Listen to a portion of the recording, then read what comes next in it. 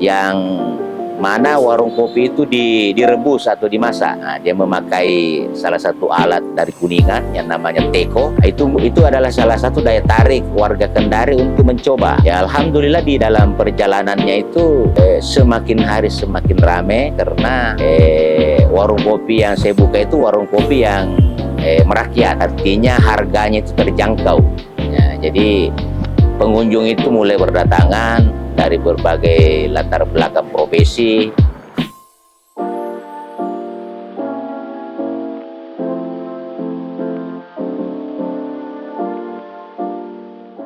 Assalamualaikum warahmatullahi wabarakatuh. Nama saya Haji Ismail Salam.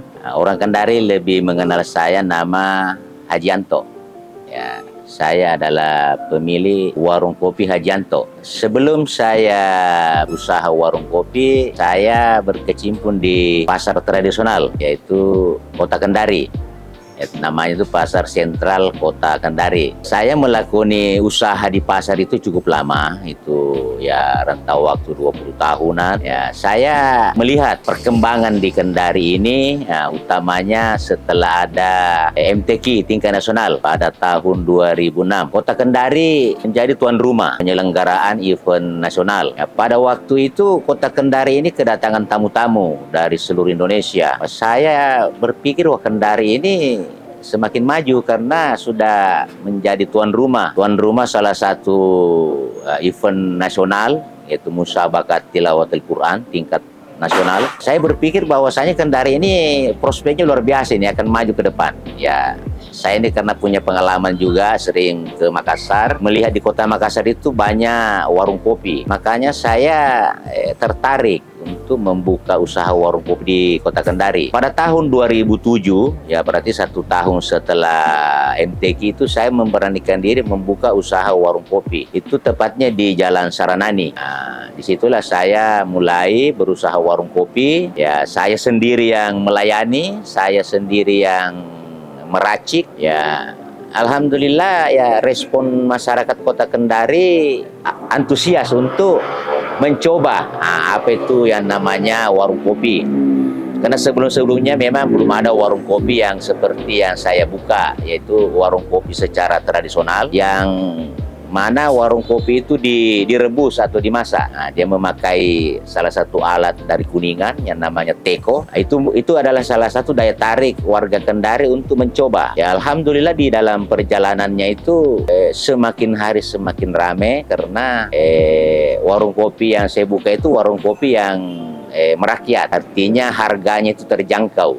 Ya, jadi pengunjung itu mulai berdatangan dari berbagai latar belakang profesi, dari kontraktor, dari pembiayaan, dari pegawai-pegawai, baik pegawai negeri, pegawai swasta, pegawai bank, pegawai PLN, pegawai Telkom, dan lain sebagainya, sampai pada masuk tahapan tahun pemilu.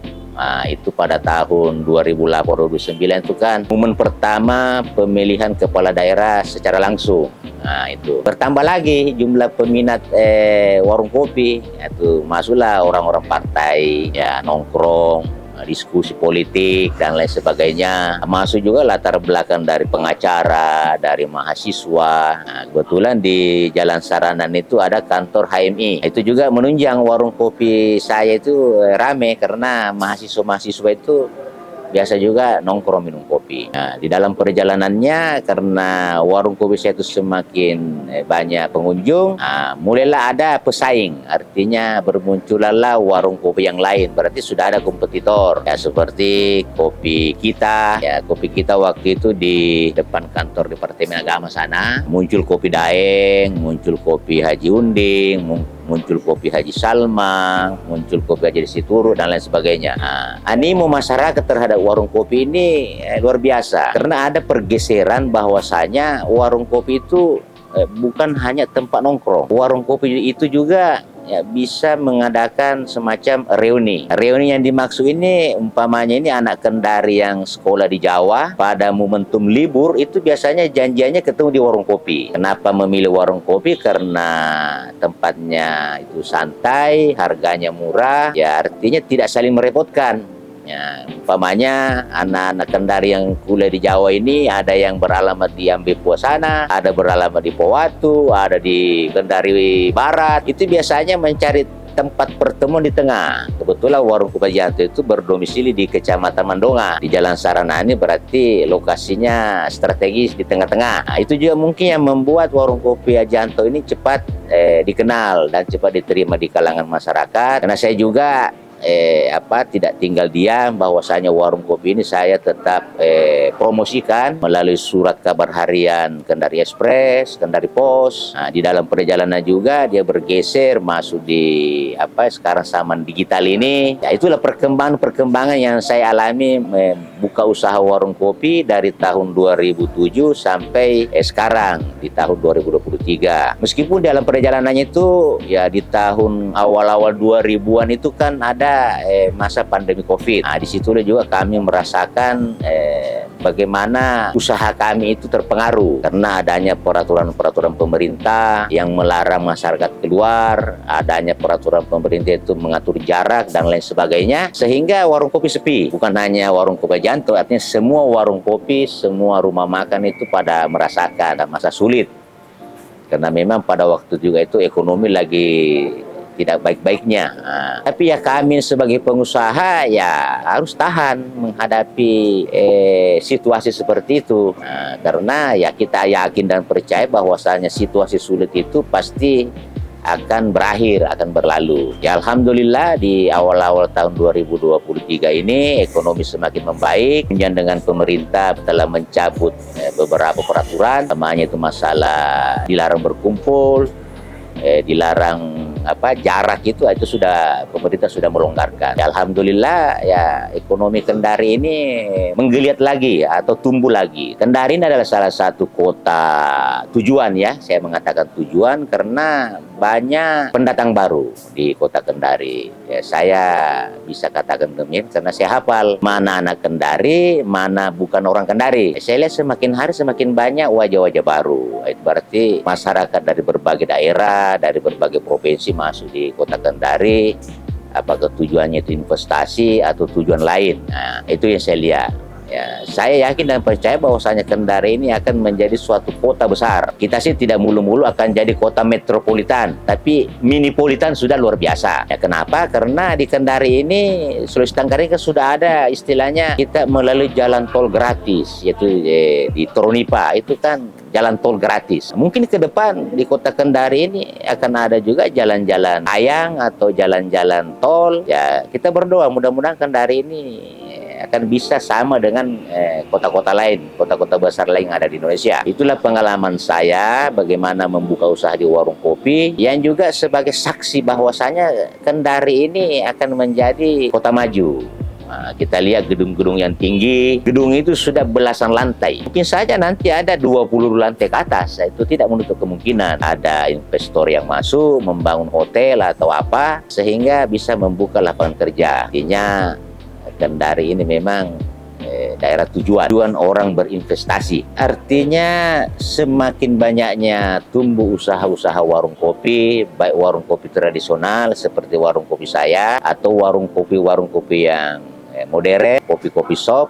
Ya, pelanggan saya itu setia selalu berkunjung ke warung Kopi Janto karena pelanggan itu mengejar rasa. Nah, kalau rasa itu kan istilah saya itu tidak bohong. Nah, rasa berarti pengunjung atau pelanggan itu kan yang dia cari rasa, itu yang dia kejar. Setelah dia dapat rasa yang dia kejar juga harga. Berarti harga saya itu ya dijangkau dari semua kalangan.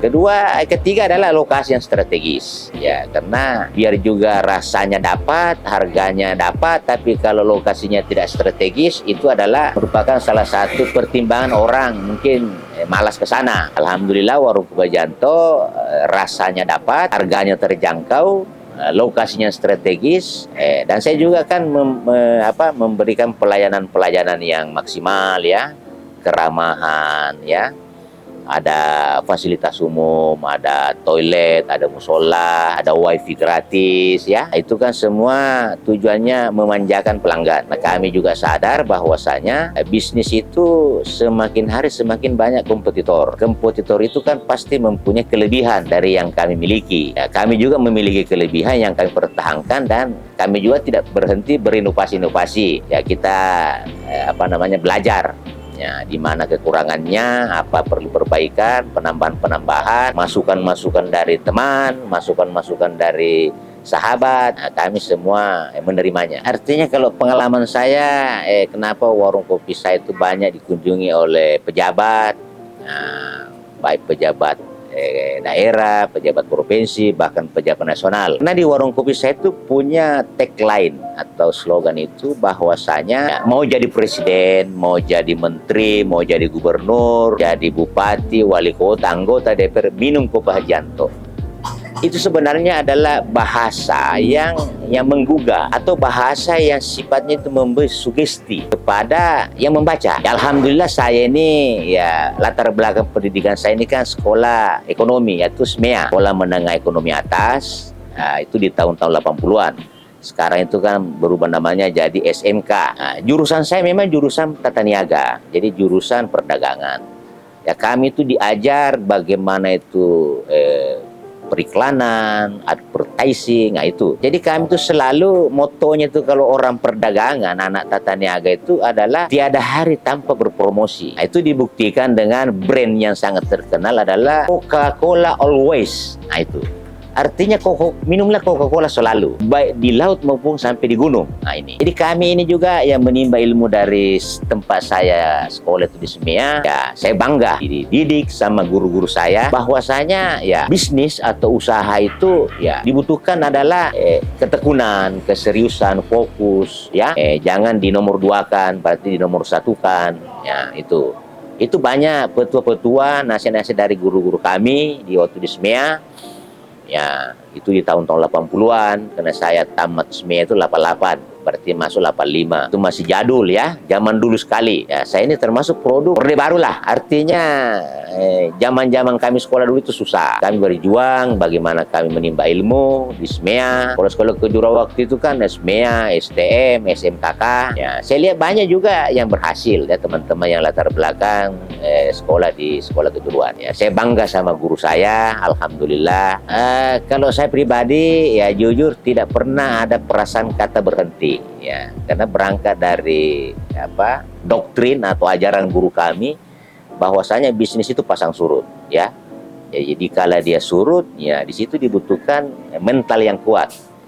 Ya, kami juga ini kan ya ada berhubungan atau bermitra dengan lembaga perbankan. Jadi pada saat situasi COVID itu kan ada kebijakan dari pemerintah bahwasanya pengusaha yang mengambil pinjaman atau kredit di bank itu diberi kebijakan restrukturisasi pinjaman. Itu juga yang sangat membantu kami. Jadi kami menghadap atau lapor ke bank di mana kami mengambil pinjaman hingga bank memberikan kebijakan. Tandanya tidak ada kebijakan dari pemerintah, mungkin ya semua pengusaha itu akan gulung tikar. Tapi adanya kebijakan dari pemerintah, adanya perhatian pemerintah kepada masyarakatnya, terutama pengusaha, baik pengusaha besar maupun pengusaha-pengusaha UKM yang seperti kami ini, itu sangat membantu. Itu deh mungkin pengalaman bahwasanya di masa-masa sulit itu kami bisa bertahan karena adanya intervensi pemerintah, adanya kebijakan-kebijakan yang kami rasakan besar sekali manfaat. Saya sebagai pengusaha yang terbilang senior ya, artinya sudah lama, ya bisa memberikan nasihat atau wejangan kepada adik-adik calon pengusaha bahwasanya untuk menjadi seorang pengusaha itu dibutuhkan mental. Yang mana yang dimaksud mental itu pertama buang jauh-jauh rasa gengsi. Artinya tinggalkan gengsi-gengsian. Karena kita mau berusaha itu kan tidak mungkin langsung besar. Usaha itu pasti kita rintis dari yang kecil ya, bahkan mungkin dari nol. Nah, jadi selaku calon pengusaha itu mental harus kuat. Nah, jangan berpikir bahwasanya mau berusaha nanti ada modal. Nah, artinya bagaimana fokus, serius, melakoni usaha yang ditekuni, buang itu gengsi-gengsian. Artinya disertai perhitungan yang mantap ya. Nah, di sini diperlukan penghematan karena kalau usaha itu baru dirintis itu harus hemat, artinya perhitungannya mantap. Ya, kalau untungnya 100.000 satu hari, ya seyogyanya yang dibelanja itu ya 50.000, nah, ditabung 50.000. Itulah nanti akan berkembang. Jangan untung 100.000, belanjanya juga 100.000. Itu tidak mungkin berkembang karena usaha itu disertai dengan perhitungan yang mantap, kalkulasi yang benar, yang baik, kolaborasi, harus ada kerjasama. Tidak bisa kita itu pengusaha bisa berkembang kalau main tunggal. Karena ini zamannya kolaborasi, artinya zamannya kerjasama, join.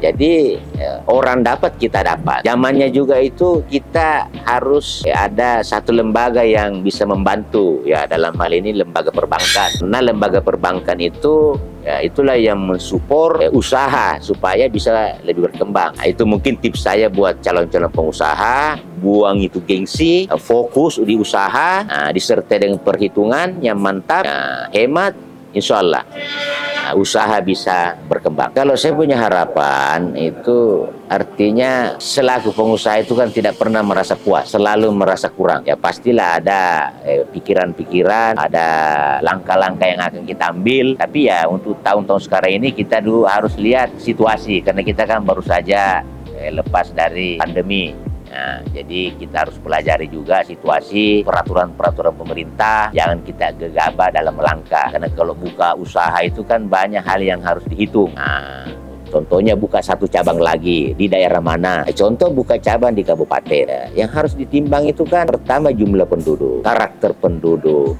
daya beli. Banyak yang dianalisa. Tidak serta-merta langsung buka. Nah, itu banyak kajiannya. Meskipun usaha warung kopi, tapi dia butuh analisa, butuh observasi. Contoh ini buka cabang di Kota Madia Bau-Bau. Harus kita tahu berapa jumlah penduduk, kira-kira berapa persentase yang akan nongkrong, bagaimana karakter masyarakat di Kota Madia sana, terus bagaimana daya belinya. Jadi semua itu harus kita hitung, harus dikalkulasi. Bukan semata-mata emosional karena ada yang mengajak atau apa. Sebagai pengusaha itu juga harus punya insting, punya naluri. Jadi memang menjadi pengusaha itu gampang-gampang susah. Ya kalau kita lihat orang sukses kita bilang wah hebat dia. Tapi orang tidak melihat proses. Usaha itu dia punya berproses. Ya, contoh kecil umpamanya jual martabak, jual bakso itu ya mungkin dari tenda akhirnya menempati ruko, itu dia berproses. Dibuat adik-adik calon pengusaha ya tadi itu mental yang utama, mental kuat dan jangan mudah terpengaruh. Ini harus dianalisa, dihitung, ditinjau, observasi, pokoknya macam-macam. Itu mungkin tips saya dari selaku pengusaha kopi yang sudah 15 tahun ya, 2007 ke 2023. Berarti sudah satu dasawarsa lebih. Jadinya matang lah. Warung Kopi Hajianto mempunyai tagline, mau jadi presiden, mau jadi menteri, gubernur, wali kota, bupati, anggota DPR, minum kopi Hajianto.